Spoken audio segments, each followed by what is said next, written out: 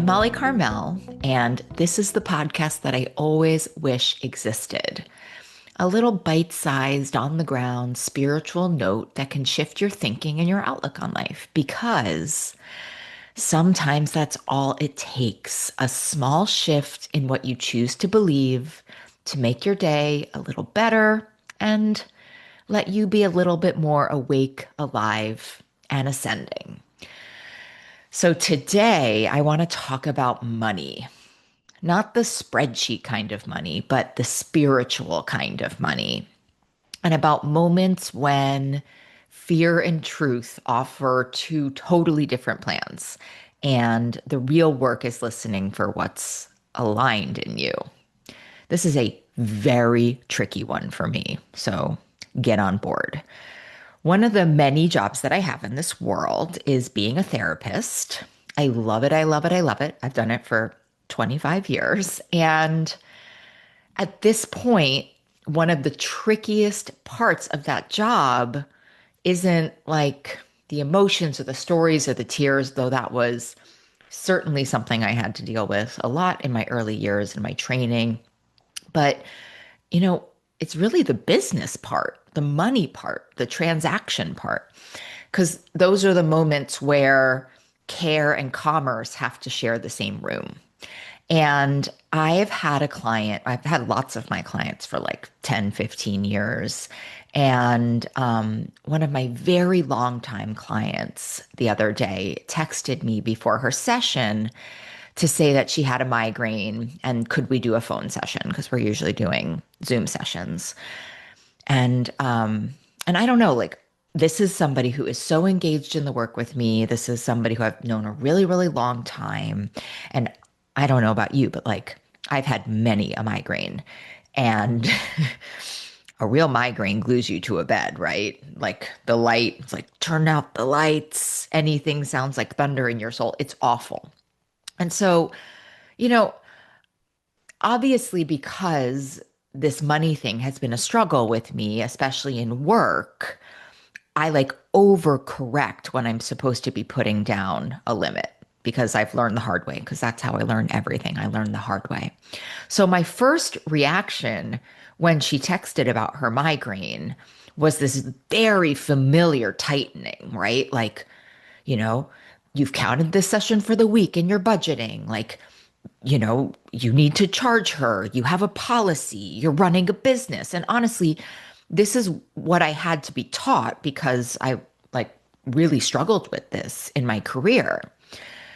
And then I just had this other really quiet whisper along with it that was like, you know, what if you're being too generous and you let her cancel and don't charge her? And what if it backfires? And, you know, for me, when I'm not on the spiritual beam, the main question, what if there's not enough? What if the what if there's not enough? One would think that I would hear this and think, wow, that's not spiritual. That's not my highest self talking, but that's never the case. Here we are. Because that's really what fear sounds like for me when it comes to money. It just always whispers about scarcity and without reflection and just if I'm straight in response, I believe it. And that's where I get into big, big, big, big, big trouble. Luckily, I'm on a path with you. And right underneath that came another voice. And thank goodness, thank goodness, thank goodness. But that took a lot of work for whatever it's worth. And this is the one that shows up a little bit slower. It takes its time. It rolls out of bed. It yawns. It's not like my fear and scarcity voice. And this little voice came out and said, Molly, she's sick. She's not avoiding you. Her body's like asking for mercy. You know, you got to give her a break. And this was really a moment of alignment for me because, you know, my clients know because I'm very loose and I just have a very rigid policy around cancellation. Again, because I had to learn the hard way. But I had this really beautiful moment of alignment here. And I hope you've had this before. It's that little quiet click inside of me when I know what I feel and I know what I should do. And it maybe isn't like the should do, right? It's like It's really the spirit of the law, not the letter of the law. And, it's not forcing and it's not overthinking. It's like in my therapy training, we call it like the wise mind, the higher self. It's like that deep exhale that comes with doing what's right, not what's rational. And so I just texted her back and I said, please rest. It's on me. And I have to tell you, I felt great. Like I felt great. I felt that release, the scarcity, the fear. It went out to lunch and my shoulders dropped, because I hadn't really made a financial decision. I made an aligned decision. And wouldn't you know it, that hour that I gave her to rest turned out to be like literally holy for me. Holy. I got so much creative work done. I railed through things that I've been sitting on for weeks. I opened up so much space that brought something so much richer than this like session fee that I was like sitting and scouring over, upon reaction, not upon response. And let me just be clear, the other choice, charging the fee, it's not wrong, right? There are days when that's actually the aligned decision. This just wasn't one of them. The whole thing about alignment is that it shifts. There's no one alignment. There's no like one right way to do something. It just like being in alignment asks us to keep listening and listening and listening, right? Being in alignment makes space for what's meant to move through us, right? And I was reminded that when I make choices from like my ultimate truth, and I have to say, the truth is different from reaction. When I make choices from care instead of fear and scarcity, life always like rewards me for that. Like it always opens back up. And so, it's not about the money. It's about trusting that when I'm aligned with what's right, everything else, including money, falls into place. And, this really made me think about one of my beloved pocket sages, Melody Beattie. And if you've not listened to the podcast before, I love a daily reader and I love the people who write them. And Melody Beattie is one of my pocket sages. She has been one of my guides forever and ever and ever. I've never met her, but she really is like lives with me. I call her daily reader, the language of letting go, like my spiritual horoscope. And when this thing happened with my client, I ran to language of letting go because I had remembered this reading from October 7th. Here it is. Money is important. We deserve to be paid what we're worth. We will be paid what we're worth when we believe we deserve to be. But often our plans fail when our primary consideration is money.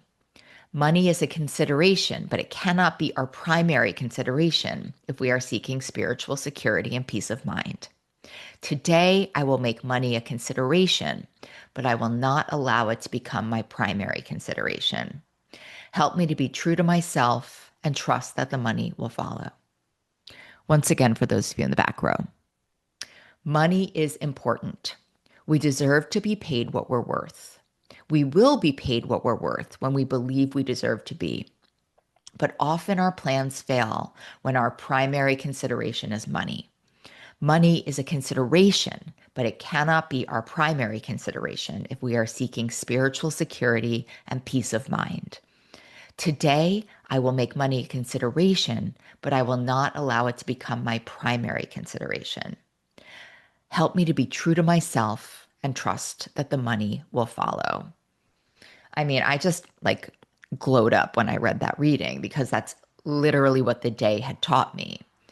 And, Melody Beattie's talking about alignment here too, and the kind of choices that aren't driven by fear or greed or resource guarding or obligation, but they're guided by truth about staying connected to what's real and right inside of us, even when, and especially when, the outer world is shouting about money scarcity, not enough. You need this, go get it, right? This is really the problem that we have.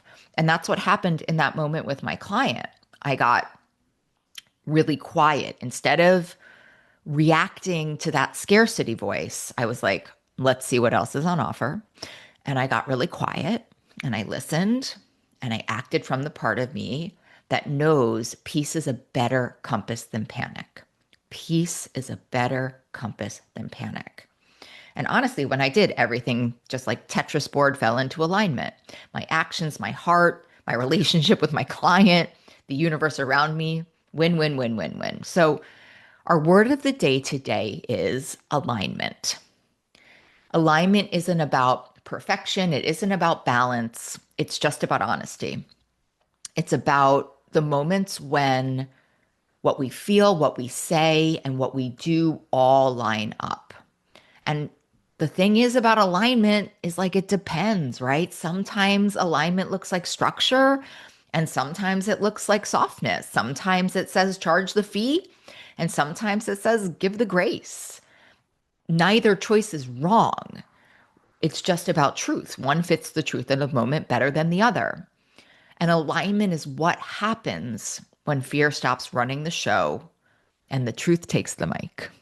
And it's the difference between forcing and flowing. And I think if you can really get quiet about this, you can know what that feels like when you're making a choice that feels forced and when you're making a choice that just feels like, I'm a real caftan wearer. Like it just feels like a loose caftan, not like a zippered up rib cage pair of jeans. And that's really the difference between trying to control life and trusting that life kind of knows what it's doing. And every time that we act from alignment, we strengthen our connection to ourselves, to that quiet guidance inside of us. And the more we trust that, the more peace and abundance seem to follow. So listen, absence is not abundance. It's not the absence of fear. It's just the willingness to let the fear pass and see what else is on offer. So here's my question for you today. Where in life are you being invited into alignment right now? Is there a place where your heart and your actions feel out of sync? Where that scarcity, that fear, that obligation, that guarding are calling the shots? That may be in relationships, that may be at work, that may be with your children, that may be with your pets, like who knows? That may be with your community, that may be with your fitness class. And what would it look like just for today to pause, to listen, and to line back up with what's real and right for you? Because that's where the peace lives. That's where the flow begins. All right. My ascenders, thank you for climbing with me today. Remember, today's word is alignment, not as a demand to get it perfect, but as an invitation to keep coming back to what is true. And today, just notice where things feel forced and notice where things feel natural, easy, peaceful, and move towards the ease because that's what alignment is. And until next time, I am here. I am rooting you on. And I'm helping you find your alignment through the chaos and through the still.